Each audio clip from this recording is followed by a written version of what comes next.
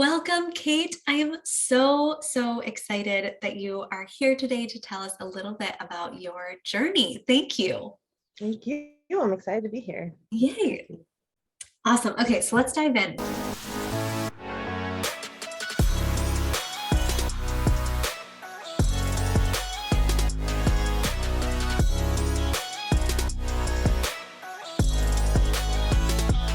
So this is the question that I'm asking everyone this summer on my in our unicorn interviews. But the other day on a podcast, I was reflecting when I heard this kind of quote, this concept of we had to have said yes to something to be where we're at today. So what was that key decision, right? And it can be a big or a small decision, but I'm curious kind of what did you say yes to that led you to where you're at in your grant writing journey today? Um, Saying yes to becoming a unicorn actually was a huge, it just set everything in domino effect that in a Yeah. way I didn't expect when I first started. But I'm really happy that it did. And it just I learned so many lessons beyond grant writing and just like how to the process and everything has been really set things forward. Yeah, absolutely. Oh, cool. So I love that. So why did you choose to learn grant writing? What brought you to our little corner of the internet?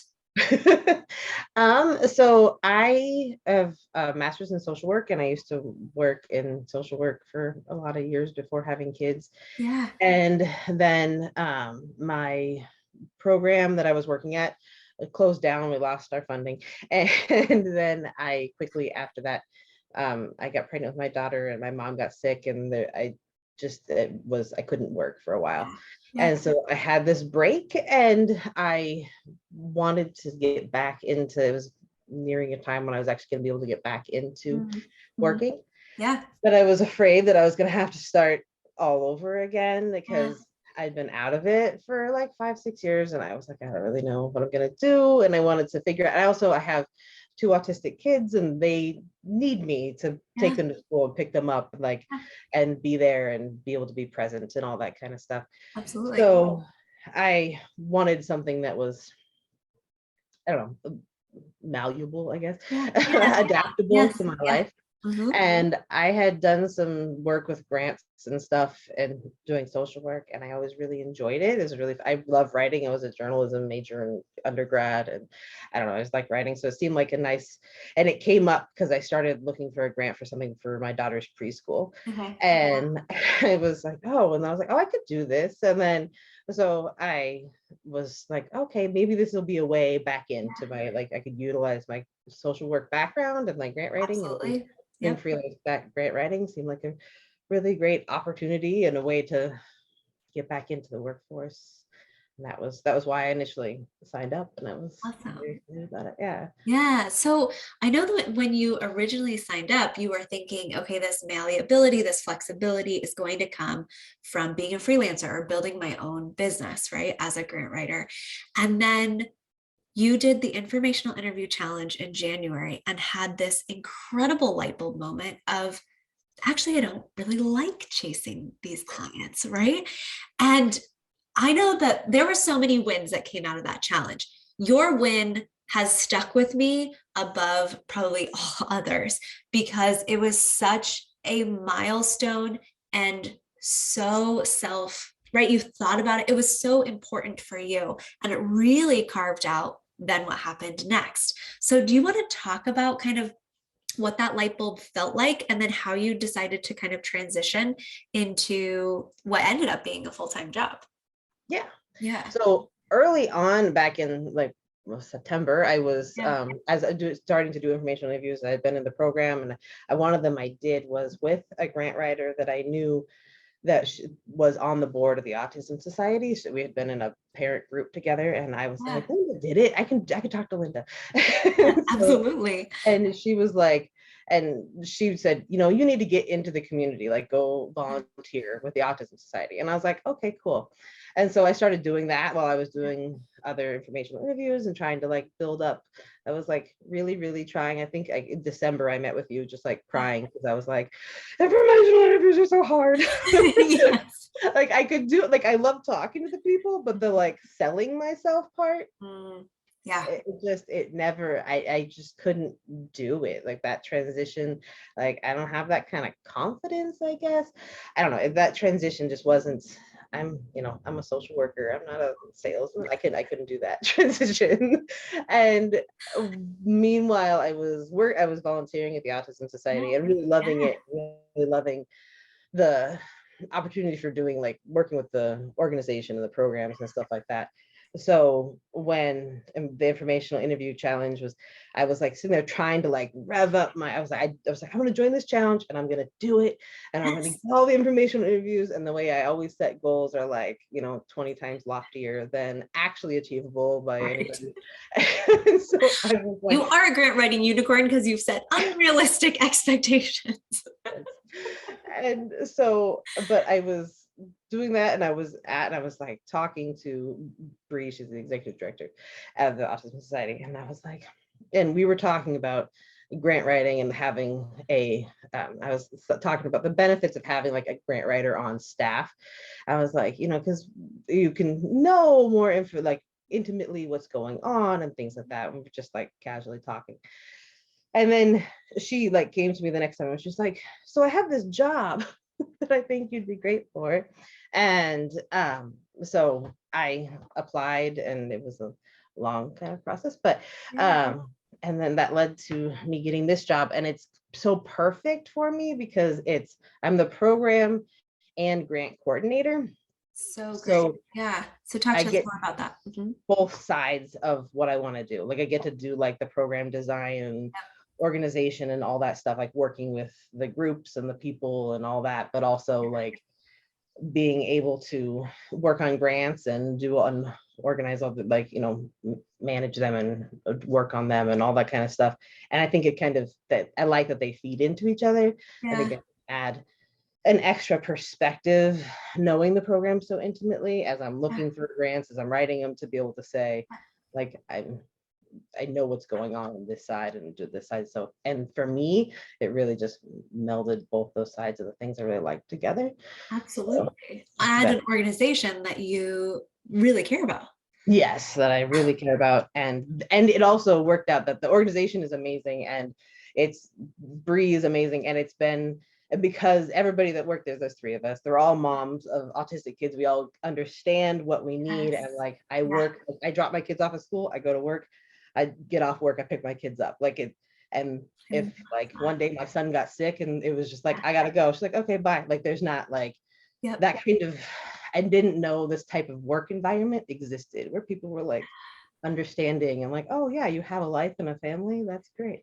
It's really, really beneficial. And it's really just, it's been amazing because I got to have, I'm not so good with, I talk too much and I'm not so good with like working in solitude either. So I was really wanted the office Yeah. atmosphere. Yes. And so I'm really happy that I ended up in a place where I could have an office and, do Absolutely. office things and Yeah. have a chicken on my desk and things like that. Dress up and go to the office every day. It's very nice after years of just like being a grungy mom. Absolutely. And being so confined with the pandemic, I mean, I think a lot of people actually missed, while they may not have missed the commutes or different aspects of working in an office, right? It was kind of nice to come back and be like, oh, there are people and they care about what I'm doing every day and I get to see them. And right, it just is a different feeling. Yeah, just have those Yeah. connections and just Yeah. be there. It's been really nice. Oh, that's so good. Okay, so what is your proudest accomplishment thus far in the grant writing, in your grant writing journey? Specifically like around writing grants or whatever. I Yeah, wrote my first, like pretty much almost by myself, grant the other day for a program very that I'm cool. super, super excited about that we have to like, hopefully if we get it, keep it moving. So What is the program? it's called Autism Friendly Communities. So Okay. go into the community and we do training at anywhere that really is interested. I mean, we've done like corporations, schools, libraries, the police, anybody who needs just to talk to them about how they can interact with autistic people in their organization, in their classroom, in their whatever, how to benefit them to even like for making things more sensory friendly, Yeah. or how to communicate if somebody's nonverbal, to like for teachers, like skills about like how to help kids thrive through different behaviors and things like that. Just a general understanding across the board to just make people raise awareness and train people on how to make the world more accommodating to the autistic community. So which is very near and dear to my heart. And so it's kind of nice to be able to like work on both halves of that. And I was excited to be able to work on that grant. So I was very excited about it. Yeah, that's incredible. So yeah, I hope you get that. I hope you win that grant, and I hope you get to apply to a couple more for that program, because it sounds really, really impactful. And it's probably difficult to, just summarize that work quickly, but you've spoken a lot about how autism happens on a spectrum. And so when you go into these educational contexts, is that, I'm assuming that that's something you touch on, right? How do you create a friendly space for everyone that's on the Right. autism spectrum? Yeah. And we do, and we talk about, I mean, it depends on who we're talking to, what we Yeah. talk Yeah. about, Yeah. but and we bring in a lot of experts because I'm not a behavioral expert or OT or whatever, so I appreciate that. We actually hire and bring in experts. That's why Yeah. we need grants. But just talking about, because it's so many different things, from just like making things more sensory friendly, like Yeah. libraries and stuff, having spaces for kids to go when things are like during play groups, or having a special play group for kids who are Yeah. autistic, is more sensory friendly, or just understanding that if a kid's doing this, or an adult, even anybody in your store or in your office or in your anything, like if they're Yeah. stimming, that it's not weird, they're not in distress, they're just enjoying their life, probably comforting themselves in some way. And but there's just different things like stimming. This stimming is self-stimulative behaviors, so Okay. like Thank you. sorry, that's fair. No, you're good.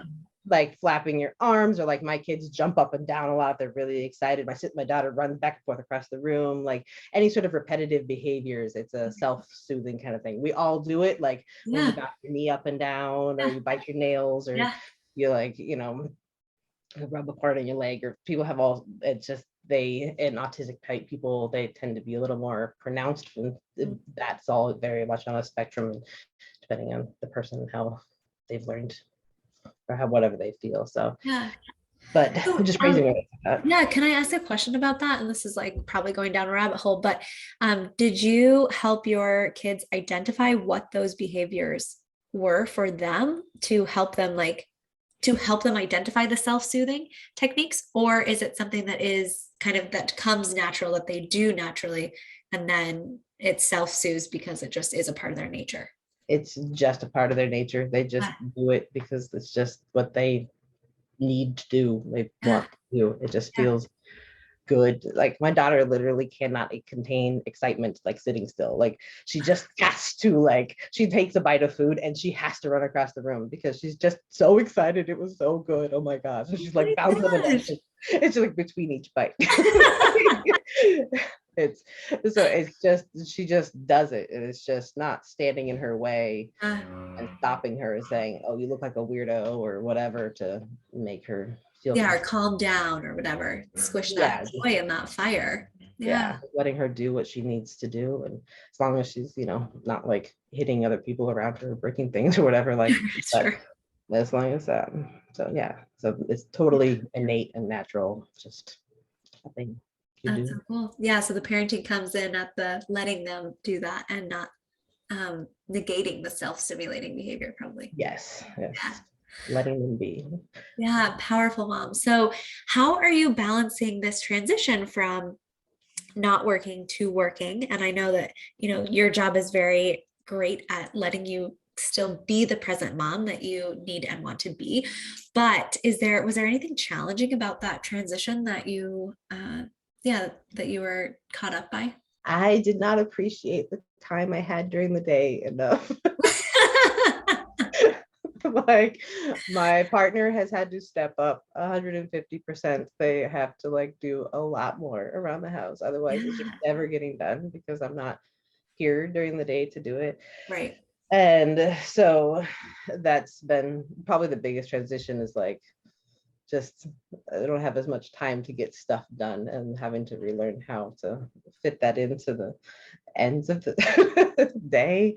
And there's not enough time in the ends of the day. Um, Uh-huh. Managing that stress without like going crazy.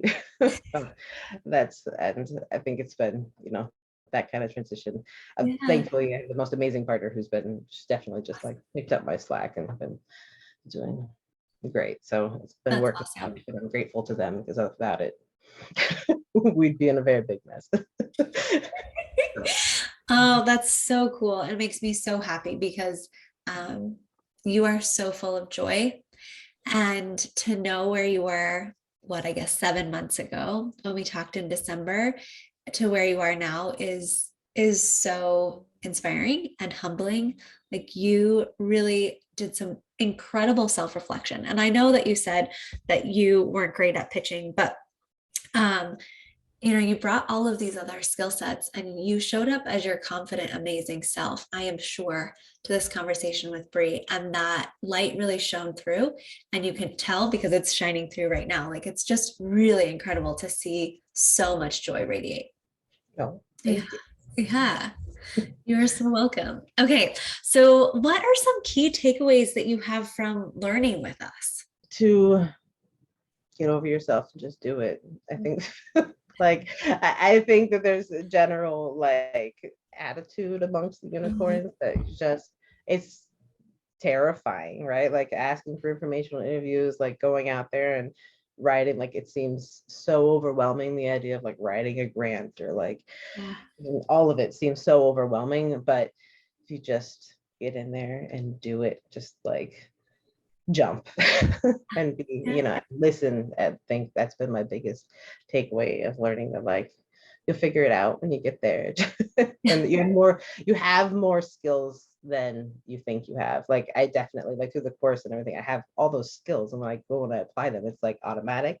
Yeah. But Nice. it seems like okay, that was especially since you can do it so quickly, it's your own pace, whatever. It's like, oh, how could I possibly have learned what I need to know? But you do, and there's always, and the support of everybody has been really amazing. So I think Yeah. that's the other thing. Community is so key and important when you're drowning, and Yes. Yeah. having other people Yes. like, oh yeah, I've been there, it's okay. It's a Yeah. big difference. Yes, it does. Oh, very cool. Well, thank you. So rapid fire questions. Okay. What's one word to describe your dream lifestyle? Creative, or yeah, it's creative. I Nice. like to create things of all kinds. Just as long as I'm creating, I think I'm happy. Okay, very cool. Okay, next vacation spot. We're going to Sedona in July. I'm very excited. I've lived in Arizona most of my life and never been there. So Beautiful. ready to go see waterfalls. I don't know. Oh, so cool. And your kids are probably stoked. Yes, yes, Nice. Fiction or nonfiction? nonfiction. What are you reading right now? Rocket Fuel. I just Oh, started. nice. Good. You Good. recommended it. Yep. And then I'm reading The Revolution Will Not Be Funded, which I also highly recommend for any Yes. justice-minded grant writers. Uh-huh. I'm reading for fun Atlas of the Stars. It's a stupid romance thing. So, Yeah, but is it I think I know. Is that a John Green one? No. it's Okay. like Um, really awesome. Last TV show you binged. Bling Dynasty. It's about like the real life Crazy Rich Asians. That movie. Yeah. It's on Netflix, and they're just so. I don't know. There's something about watching people who are that rich. It's just like what? Like it's really amazing to me, and so foreign, and so not anything I'd ever want. But just they're so funny. I don't know. Like it's a cool show. It's definitely a binge worthy weekend like kind of thing. Oh, that's amazing. All right, I'll add it to my list. Okay, and last one word question. What's your superpower? Reading minds, or I wish my superpower was reading minds. That was what it is. You're supposed to be what you wish, right? Yeah, yeah, Okay. exactly. Yes, I would love to be able to read minds, most to be able to understand people, but also just to, if I could see into my daughter's mind, oh my goodness, that would be, I've been, just want to know what's happening in there. Uh-huh. I bet a lot of amazing things are happening in her brain. A lot. She's just a machine of creation, and I just wish I knew it was how she, what all was going on. That'd be awesome. Oh, that's so neat. Oh, I love that. Okay, so last question for you. What advice do you have to give someone who is thinking about starting, going after their dream, or learning a new skill? Someone who's about to start something new. What advice do you have for them? It's worse to fail by not trying. Hmm. Yeah, Like just try. If you fail, then at least you tried and you figured out it wasn't for you, or you didn't, like, you can always get better at something. But if you don't ever try, then you failed before you even started, and it's not, you didn't have any experience. So just yeah, give it a go, no I matter what it agree. Yes, I agree. The fascinating thing about the intro question to me is like when we say no to something, it's saying yes to something else, right? So if we're saying no to going after our dream or to saying yes to that next informational interview or whatever it is, right? We're saying we're like leaving it on the table, right? We're prioritizing other things in our life as the yes. And sometimes that's good. And sometimes that can be a hindrance. Yeah. Yeah. Yeah. Yeah. Oh, so great. Well, thank you so much for sharing a part of your journey with us. It's so, I've said it in the interview, but I'll say it again. You are radiating joy, and it's clear that you are in a job that you love, and that's making a giant impact. And I'm just so excited to see the numerous amounts of grants that you will write and the impact that you will have by being in this type of role. Yeah. I'm excited, and thank you for everything you guys have done, and your support's been amazing. And I wouldn't be here if it wasn't a great writing unicorn, that's for sure. So I'm You excited. are most definitely a unicorn. Awesome. All right. Well, we'll see you soon, Kate. Soon. Thank you. Bye.